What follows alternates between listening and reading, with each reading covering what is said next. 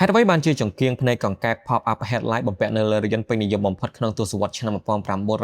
រូវបានផ្អាកឈប់ឲ្យផលិតបើក្រឡេកទៅមើលក្នុងកំឡុងទសវត្សរ៍ឆ្នាំ1990រថយន្តនៅសម័យនោះពេញនិយមក្នុងការលេងស្ទីលជាមួយចង្គៀងភ្នែកកង្កែប pop-up headlight ចំពោះចង្គៀងប្រភេទនេះបានធ្វើឲ្យរថយន្តកាន់តែមានភាពទាក់ទាញដោយសារតែវាអាចលាបចូលទៅក្នុងនៅពេលមិនប្រើប្រាស់ហើយវាអាចលានចេញមកក្រៅនៅពេលដែលត្រូវការប្រើប្រាស់ទន្ទឹមគ្នានេះក្រៅពីមានភាពទាក់ទាញចង្គៀងនេះក៏មានគុណវិបត្តិជាច្រើនដែលជាហេតុនាំឲ្យក្រុមហ៊ុនផលិតរថយន្តឈប់ផលិតរថយន្តដែលមានបំពាក់មកជាមួយចង្គៀងភ្នែកកង្កែប pop-up headlight សម្រាប់មូលហេតុនៅពីក្រោយនេះគឺដោយសារបទបញ្ញត្តិយ៉ាងតឹងរ៉ឹងលើសុវត្ថិភាពអ្នកថ្មើរជើងត្រូវបានដាក់ចេញក្នុងកំឡុងទសវត្សរ៍ឆ្នាំ1990ព្រោះថាយានយន្តដែលមានរូបរាងស្រួចនិងមានការរចនាលានចេញមកខាងក្រៅវាអាចបង្កើនហានិភ័យនៃរបួសធ្ងន់ធ្ងរដល់អ្នកថ្មើរជើងនៅពេលមានគ្រោះថ្នាក់បុកទង្គិចបញ្ហាប្រព័ន្ធលំហូរខ្យល់ aerodynamic នៅពេលបើកចង្គៀងឲ្យងើបឡើងវារារាំងលំហូរខ្យល់ដែលធ្វើឲ្យរថយន្តបាត់តុល្យភាពនិងស៊ីប្រេងអ៊ីនធឺណិតជាងមុនដោយសារតែវាទទួលកម្លាំងកកិតជាមួយខ្យល់ខ្លាំងតម្លៃនៃការផលិតនិងការជួសជុលខ្ពស់សម្រាប់ចង្គៀងភ្នែកកង្កែបវាមានគ្រឿងបង្គុំច្រើននិងស្មុគស្មាញដែលធ្វើឲ្យការផលិតត្រូវចំណាយទុនច្រើននិងការជួសជុលក៏ពិបាកអត្រាខូចខាតខ្ពស់សម្រាប់ចង្គៀងប្រភេទនេះប្រើប្រាស់ម៉ូទ័រដើម្បីបញ្ជាឲ្យងើបចុះឡើងដោយសារតែបែបនេះវាអាចនឹងជួបបញ្ហាបច្ចេកទេសឬជាប់គាំងណាមួយ